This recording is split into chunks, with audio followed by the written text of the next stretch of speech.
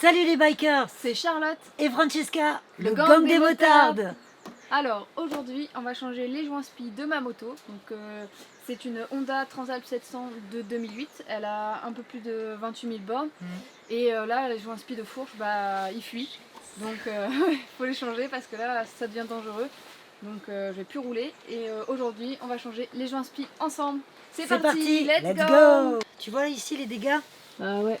Donc voilà, là on voit bien la fuite. Et tu l'as ici aussi, hein, c'est gras.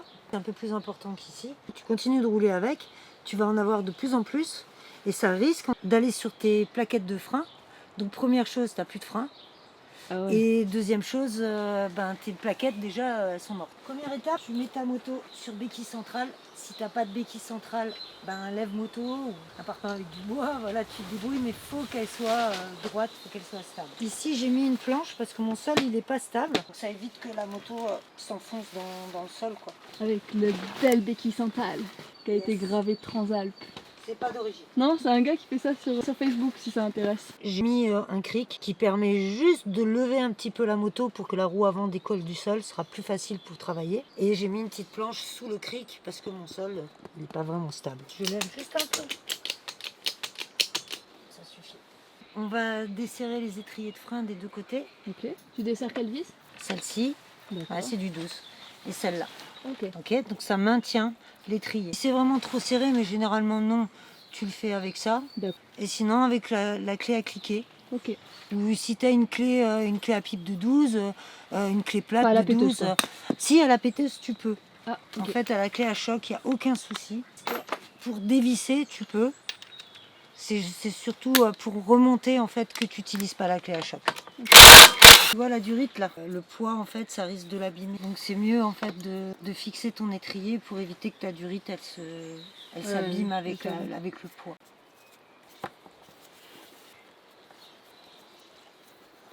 On va préparer pour de l'autre côté.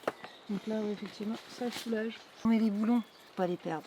Et en fait là, c'est les mêmes. Hein. Justement, faut pas les intervertir quand vous démontez. Vérifiez que sur votre moto, qu'il n'y en ait pas un plus court et un plus long. Généralement non, mais on ne sait jamais. Toujours quand vous dévissez, faites gaffe à ça.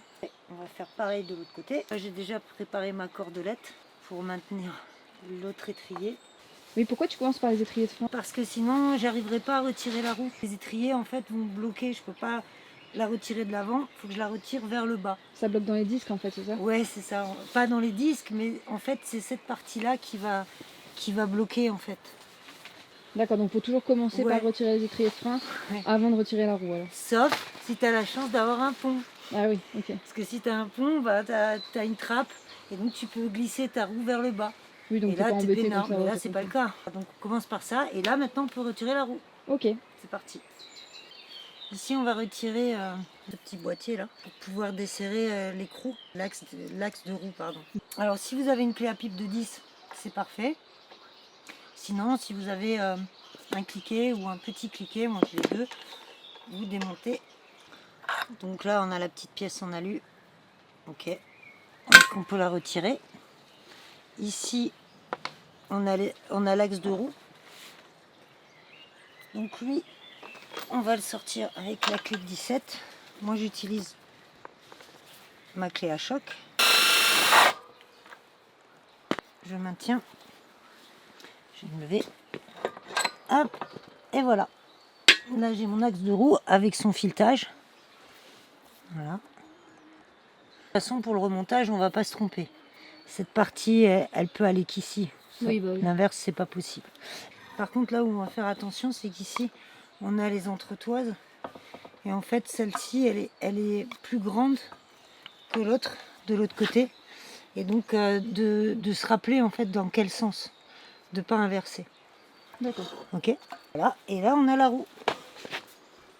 Eureka. Maintenant, l'étape suivante, on va être obligé de retirer toutes les vis qui sont sur les bâtons de fourche. Les vis là, surtout pas celle-là, hein, parce que ça c'est les durites de frein, sinon vous allez avoir le liquide qui va couler et vous allez avoir de l'air. Donc on touche pas ça. Donc là j'ai démonté les 3 vis en fait de l'ABS, du capteur ABS en fait. Donc ça c'est le cache. On a le capteur d'ABS. D'accord. Faites attention de ne pas l'abîmer. Ok. De toute façon, ça va partir avec Avec le reste. Ouais. On n'est pas obligé de retirer les deux bâtons d'un coup. Hein. On peut faire un par un. Là, on va en desserrer un et on va changer le joint. Et après, on fait l'autre. Alors, on lui met une petite protection. Ça évite de rayer vu qu'on travaille, qu'on a des pièces métalliques. Donc, ça évite de rayer le réservoir, d'abîmer les carénages. Donc, on lui met une petite protection, comme ça, on peut travailler. On va desserrer, en fait, les bouchons des tubes de fourche, des deux côtés. Parce que ce sera plus facile de le faire maintenant quand c'est fixé que après. On va juste desserrer. C'est comme moi avec la clé à choc, c'est un peu plus difficile. Vous le faites à la main avec une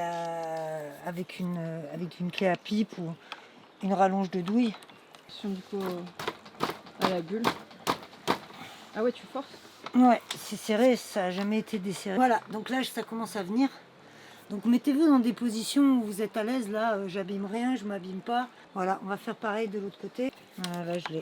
On va desserrer les deux vis au niveau du thé de fourche. Donc les vis supérieures et les 4 vis inférieures. Et après, on aura nos bâtons. Voilà. Donc là c'est desserré. Ok. Voilà. Ça Là, c'est tu que fais pareil le de haut. l'autre Donc côté là elle ou tombe non? pas. Tant que tu... Non, l'autre côté je touche pas parce que je vais démonter qu'un seul bâton. D'accord, donc là on s'arrête ici pour Ouais. Voilà. Voilà, il m'en reste encore une à dévisser. J'en ai deux. Là en fait ça vient pas. J'ai beau desserrer, ça vient pas. Donc c'est pas un problème. Je vais prendre une douille. Je vais reprendre la douille de 17 par le dessus. Je vais lui mettre une rallonge. Voilà, ici c'est dévissé. Je peux pas faire mieux. Donc en fait tout ce que je peux faire, c'est juste donner des petits coups. Voilà, donner des petits coups, elle va glisser toute seule, ou alors je pourrais même mettre du WD-40. Hein. Mais bon, là, un petit coup, elle va partir. Mais par contre, je vais la tenir, parce que sinon, elle va se barrer. Hop.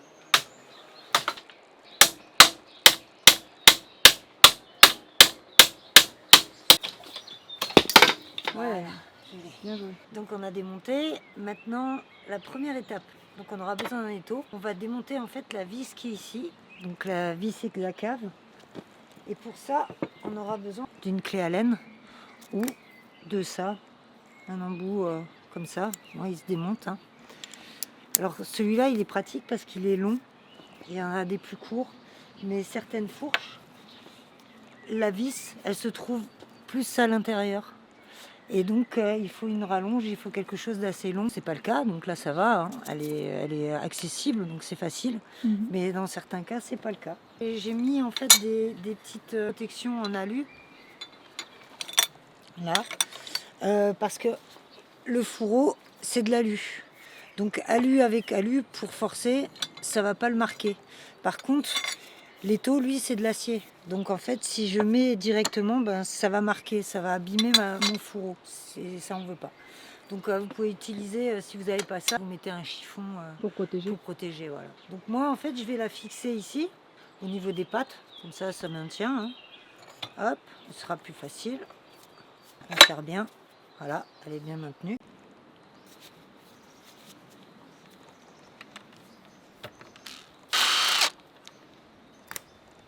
Petite astuce, si jamais la vis ici, vous n'arrivez pas à la dévisser, qu'elle tourne dans le vide, à ce moment-là, moi ma petite astuce, là c'est pas le cas, elle s'enlève facilement.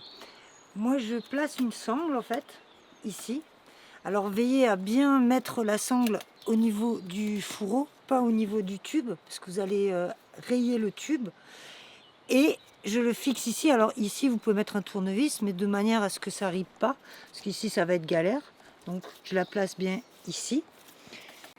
Donc voilà, vous la placez ici, de manière qu'elle tienne bien. Et après, on va comprimer. Vous voyez, on comprime la fourche. Pas besoin de comprimer à fond, hein. Vous comprimez un petit peu. Après, vous essayez de dégager la vis. Si la vis, elle commence à prendre et qu'elle se desserre, là c'est bon. Surtout la dévissez pas. Si vous la dévissez, il y a de l'huile dedans. Ben, en fait, vous allez avoir de l'huile partout. Donc voilà, c'est mieux de faire comme ça. Donc il faut défaire la sangle avant de défaire la vis. Oui, c'est mieux. On a dévissé. Maintenant, on garde bien la vis pour pas la perdre. On retire le tube de fourche, on le maintient comme ça et on va aller le vider. Elle en avait besoin. Un peu. C'est dégueulasse. Pompe un petit peu. Ça évitera que quand on va démonter ici, d'en avoir partout. On l'a bien vidé. Maintenant, on va retourner sur l'étau. Et ici, on va dévisser ici pour retirer tout le reste et changer les joints. Là, j'ai placé mon bâton, je l'ai placé sur l'étau, je l'ai mis vertical. J'ai mis le seau en dessous parce que ça coule encore. On va dévisser le haut de la fourche. Comme on l'a déjà dévissé sur la moto, donc ça va être beaucoup plus facile. Et là, on va dévisser. Il faut bien maintenir parce qu'en fait, il y a le ressort. Voilà. On a le ressort. Et là, on va désassembler. On va retirer le cache-poussière. Donc j'enlève un peu la saleté qu'il y a au-dessous. J'utilise un tournevis, je fais levier, j'essaye de ne pas l'abîmer. Lui, c'est juste le cache-poussière, hein. Il ne fait aucune étanchéité. Hop, le voilà. Je vais retirer le cache-poussière. On le met de côté, il a l'air pas mal, hein. Donc là, maintenant, on va travailler sur cette partie-là. Un circlips, en fait. C'est une petite pièce métallique qui maintient le joint spi qui est juste en dessous. Là on voit, il a bien fui, hein. Je vais le retirer de sa gorge des deux côtés. Et le voilà. Donc voilà, lui on peut le retirer. Maintenant on a accès au joint spi. Avant de changer le joint spi, je vais d'abord retirer ce qui reste dans le tube de fourche. Donc dedans, il nous reste le piston de fourche qui est là, avec le ressort de détente. Donc lui on le retire. Donc là il n'y a plus rien qui retient le joint spi. Donc je vais pouvoir le retirer. C'est pour ça que je me suis mis horizontalement. Parce qu'en fait je vais avoir plus de force. Parce qu'il va falloir que je tire en fait. Que le joint en fait ressorte. Voilà. Et là on le voit arriver. Hop. Et le voilà. Là on a l'ancien joint spi. HS quoi. Donc lui on va le retirer. Puis on va nettoyer. Et on va remettre un nouveau. Avant il nous reste une pièce à l'intérieur. C'est la bague d'arrêt d'huile. Elle va se mettre là. Sur le piston. Et après, de l'autre côté, on mettra la vis. Avec le nettoyant frein, je vais nettoyer toutes les pièces, toutes les parties qui sont sales pour tout bien nettoyer. J'ai nettoyé un peu au nettoyant frein, mais je vais retirer avec de la laine d'acier. Je vais retirer en fait toutes ces parties-là. Il faut vraiment que ce soit bien propre, bien lisse, parce que c'est ici qu'on va mettre le joint spi. Donc lui, il va faire son rôle, c'est d'être étanche. Donc tout ça, toutes les impuretés, ça doit être nickel. Faut rien laisser. Allez! C'est parti. Maintenant, on passe à la deuxième. On va faire la même chose. Ça y est, nettoyage terminé, c'est nickel. Juste un petit point où il faut insister au niveau du nettoyage. Tous les endroits où il y a du filetage, comme ici, avec le petit bouchon, pareil, on nettoie bien. La vis, avec le piston, le filetage, pareil, à l'intérieur. Et là, c'est le moment idéal si vous êtes en pleine restauration pour repeindre. Vu que c'est nickel, que c'est démonté, c'est maintenant ou jamais, quoi. Ah, on est parti pour le remontage. Let's go! Vérifiez que le joint spi que vous avez acheté, le neuf, corresponde bien à l'ancien. Ça, c'est le vieux. Ça, c'est le nouveau. Même épaisseur, même diamètre. Lui, on va le mettre dans l'huile. Donc, c'est l'huile de fourche, hein, que je laisse un peu tremper. Alors pourquoi tu fais ça? Comme ça, il est déjà bien lubrifié avant de le remettre. Ce sera beaucoup plus facile pour le mettre sur le tube. Donc on va mettre ici la pièce d'arrêt d'huile au fond du fourreau. Donc, pareil, hein, je la lubrifie un petit peu. Je lui mets un peu d'huile, comme ça au fond elle va bien coller. Et donc elle va pas bouger. La vis là, moi j'ai un nouveau joint, c'est un joint en cuivre. On peut le changer. Si vous n'en avez pas là, prenez les mesures, comme ça la prochaine fois vous pouvez le changer. Donc je vais utiliser le neuf. Pareil, on le met un peu dans l'huile. On va prendre le piston, on lui met un peu d'huile. On prend le ressort aussi. Alors il n'y a pas de sens hein, pour le ressort. Hein. Hop, voilà. On prend le tube de fourche, on l'insère à l'intérieur. On va mettre le bâton dans le fourreau. Et là, on va remettre notre vis. Mais juste en contact pour éviter qu'il y ait de l'huile partout. Et on fera le serrage au couple une fois qu'on l'aura monté sur la moto. Là, étape suivante, on va mettre les joints spi. Donc je remets mon fourreau sur mon étau. Ici, on a la bague qui permet au joint spi de se caler dessus. Donc il y a un sens. Ici, c'est tout plat. Et ici, c'est un petit peu, je sais pas si on le voit, c'est un peu incurvé.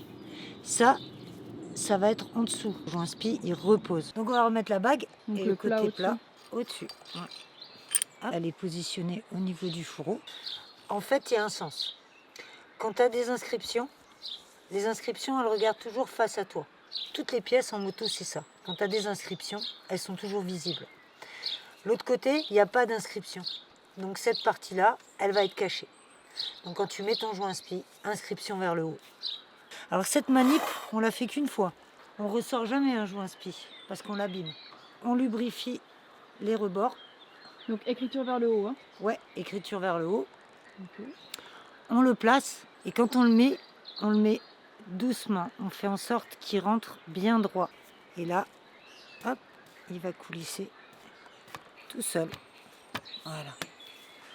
Là, on y est. Ok. Là, c'est pas terminé. Parce que là, il n'est pas enfoncé dedans. Là, il est juste en surface. On est obligé, en fait, de l'enfoncer jusqu'à ce qu'on puisse mettre dans la gorge cette bague pour le maintenir. Parce que là, si maintenant je tire mon tube de fourche, je l'enlève. Il y a un outil spécifique. Cet outil, moi, je ne l'ai pas. Et moi, j'ai une autre astuce. Moi, ce que je fais, je prends mon ancien joint spi, donc le vieux, hein, pas le nouveau. Je le mets, hop, parce que c'est sur lui que je vais taper. Des fois, j'utilise des anciens roulements qui me servent en fait à taper le joint spi. Mais là, j'ai aucune dimension qui fait du 41, donc ça marche pas. Donc là, moi, je procède différemment.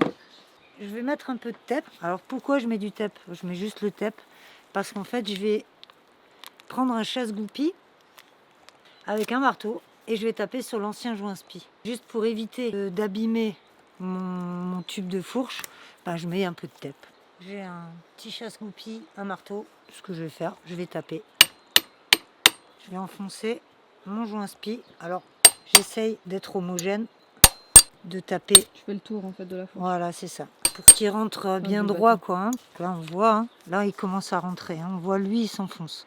On va enfoncer l'ancien joint spi jusqu'au bord, là. En fait, c'est pareil pour le cache-poussière. Le cache-poussière, il s'arrête là. L'ancien joint spi, on va l'arrêter là. Au moins, mon joint spi, il sera enfoncé jusqu'au bout. Il est bien dans sa gorge de partout. C'est pour ça que je tape d'un côté, de l'autre. Je fais en 4 parties à chaque fois. Voilà, là on y est. On voit bien, l'ancien joint spi, il est bien dedans. Donc là maintenant, je vais prendre mon petit tournevis. On enlève le tape. Je vais l'enlever là parce qu'il ne sortira pas l'ancien joint spi. Voilà. On va le retirer. Ici, il a l'air bien enfoncé. Il est bien dedans. Et en fait là, ce que moi je regarde, je cherche la petite gorge. Il y a une petite gorge là qui permet d'installer le circlips. Donc là je vais mettre le circlips. Alors moi je ne l'écarte pas. Je le passe vers le haut. Il y a un sens ou pas? Non, il n'y a pas de sens. On le place comme ça. On utilise le petit tournevis. On entend bien le clic. Là, il est dans sa gorge. Là, il est bien installé. Pour vérifier s'il est bien mis, on va le mettre en tension. Voilà, pas trop parce que j'ai pas mis d'huile. Mais là, on voit bien, il bouge pas, il tient, il sort pas. Le circlips, il est bien dans la gorge du fourreau. Le joint spi, il est bien à l'intérieur. Maintenant, prochaine étape. On va mettre l'huile. Voilà, on va commencer par remplir l'huile. J'ai mon bidon d'1 litre. J'en ai besoin de 600 ml par bâton. C'est parti, on va remplir.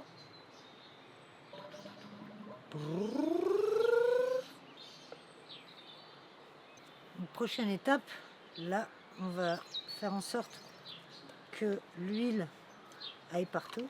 En même temps, on verra si mon joint spi est bien étanche. Ah, c'est propre, il n'y a pas d'huile. Hein. On va mesurer l'huile qu'il y a dans le bâton. D'après le manuel technique, en fait, il préconise d'avoir une hauteur de 10,4 cm. Ah oui, ouais. okay. Donc en fait, moi j'utilise un reglé. Ouais. Et au moins on est sûr d'avoir la même quantité d'huile dans les 2 bâtons. Donc là j'utilise le reglé. Ça y est, là je touche. Je suis à 10,4. Ouais, c'est bon. Ok. Donc on est pas mal. Donc là, on va refermer. Ouais. Alors avant de refermer, on va mettre le cache-poussière. Je mets un peu d'huile sur mon cache-poussière et hop. Donc lui, le cache-poussière, il sert à pas salir ton... Joint spi, c'est ça? Ouais, c'est ça. Non, Ok. ouais, en fait, il sert, son nom le dit bien, cache-poussière, il protège en fait le joint spi pour éviter que la boue, la saleté rentre en fait dans la gorge et abîme plus vite ton joint spi. Là, le prochain coup, la prochaine fois qu'on changera les joints spi, on changera le cache-poussière parce que là, il est fatigué. Ok. Une fois qu'on a fait ça, on va remonter la fourche, Pour faire quoi? le tube, parce qu'en fait, on va insérer le Ah, ressort. oui. Ok, Faut pas l'oublier. Il n'y a pas de sens non plus pour lui. C'est la même chose, d'accord. des deux côtés. Donc on le place à l'intérieur, on fait doucement, parce que si on le lâche, on va avoir plein d'huile. Voilà, ok. Et là maintenant, on peut remettre le bouchon. Ok. Donc lui, je lui ai mis un peu d'huile aussi. Ok, le joint il est encore bon. Donc là, je vais juste serrer, je vais mettre en contact. Je mettrai au couple quand on sera sur la moto. Donc là, le bâton est prêt. Ouais, ça y est. On va tester, on va pomper, voir. Je vérifie. Là, toujours pas d'huile. Ah Bon, oui, là, il y a ok. un peu d'huile sur le joint, sur le cache-poussière, c'est normal parce que j'ai mis de l'huile. Mais sinon, ici, on voit, il n'y a pas de d'huile. Alors, voilà, on a monté les joints spi. J'espère que ça t'a aidé. Tu as réussi à les monter toi de ton côté. Si tu aimes cette vidéo, mets un petit like. Abonne-toi, ça te coûte rien et nous, ça nous aide à continuer nos vidéos et à faire encore plus de tutos. Maintenant, on remonte la fourche. C'est parti. Avant de remonter les bâtons de fourche, on va vérifier que la quantité d'huile est identique dans chaque bâton. Pour cela, moi, j'utilise 2 joints toriques. Si tu n'as pas les joints toriques, c'est pas grave, tu prendras 2 élastiques. Je les installe sur chacun des bâtons. Voilà, je les fais coulisser jusqu'au cache-poussière. Et maintenant, on exerce une pression sur les 2 bâtons. Et on voit que les 2 élastiques, que les 2 joints toriques sont identiques. Et si c'était pas le cas? Alors si c'est pas le cas, tu retournes à l'étape où tu utilises ton réglé, tu réajustes en fait ton niveau d'huile, tu en rajoutes ou tu en retires. Ça y est, c'est parti pour le remontage. Donc vous trompez pas, chaque bâton a sa place. Hop, voilà, ça vient. Alors là, je vais monter jusqu'en haut et on va fixer au niveau du T supérieur. Alors là, on va venir serrer la vis du T supérieur pour maintenir le bâton de fourche. Donc là, j'utilise mon cliquet de 12. On la met juste en contact. Pour l'instant, je mets juste mes vis de T supérieur parce que je vais installer les 2 bâtons. C'est juste pour que ça tienne. C'est bon. Donc pareil de ce côté, on protège ces carénages. On serre la vis du T supérieur. On la met juste en contact pour pas que notre bâton il bouge. Voilà, on remet l'axe de roue pour que notre fourche soit alignée et pouvoir effectuer tous nos serrages. Voilà.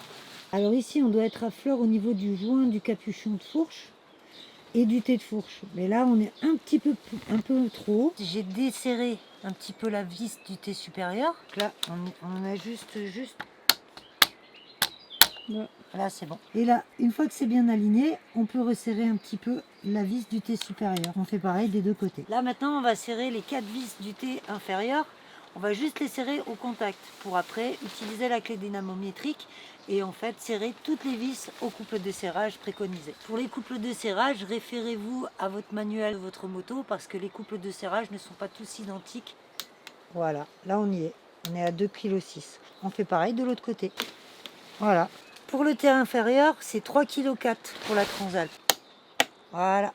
Là, c'est bon. Là, on va serrer les capuchons de fourche au couple de serrage préconisé de 2,2 kg. On fait la même manip de l'autre côté. Surtout, n'oubliez pas de revisser les 2 vis hexacaves des bâtons de fourche, sinon vous allez perdre l'huile. Donc là, le couple de serrage préconisé, c'est 2 kg pour chaque vis. Voilà.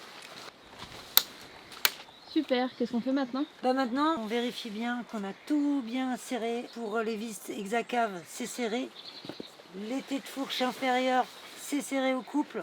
Les vis de T de fourche supérieure, c'est serré au couple. Les capuchons de fourche, serrés au couple. Donc là, on est bon. Voilà, j'ai remonté le garde-boue, le système de freinage. Et là, on passe à l'ABS. Ceux qui ont l'ABS sur la Transalp 700, on le place comme ça. On a le petit cache, juste serré. Voilà, c'est bon. Avant de remettre les entretoises et de remettre la roue, on va retirer le cric. On va graisser les entretoises, il y a un sens. Donc la petite entretoise, c'est côté ABS. Et la plus grosse, c'est de l'autre côté. Là, on voit la partie marquée. Cette partie-là, elle va aller dans le moyeu. On va graisser l'axe de roue. Hop. Le couple de serrage préconisé, c'est 6,4 kg. Le couple préconisé, c'est 1,2 kg. Et maintenant, on va installer les étriers de frein. Voilà. Couple de serrage, c'est 3 kg. Voilà, pareil pour l'autre côté. Et voilà. C'est fini. Et voilà Charlotte, remontage terminé. On va vérifier tous les serrages de toutes les vis pour être sûr d'avoir rien oublié. On va actionner le levier de frein, étant donné qu'on a retiré les étriers. Donc ça c'est super important parce que sinon tu n'auras plus de frein. Et après, let's go for a ride. Et voilà les amis, cette vidéo est terminée. Mes joints spi sont changés, donc moi je peux reprendre la route. Et vous aussi, vous êtes capable de changer vos joints spi tout seul grâce à la vidéo. Tout à fait, si vous suivez la vidéo étape par étape, que vous prenez votre temps, que vous préparez bien votre matériel, vous en êtes capable. C'est faisable, il n'y a rien de bien compliqué, il faut juste le faire. Et puis si jamais vous avez des questions, laissez-nous un commentaire, on vous répondra. Et puis un petit pouce, ça nous encourage. Abonnez-vous. C'était Charlotte et Francesca, le gang des motardes.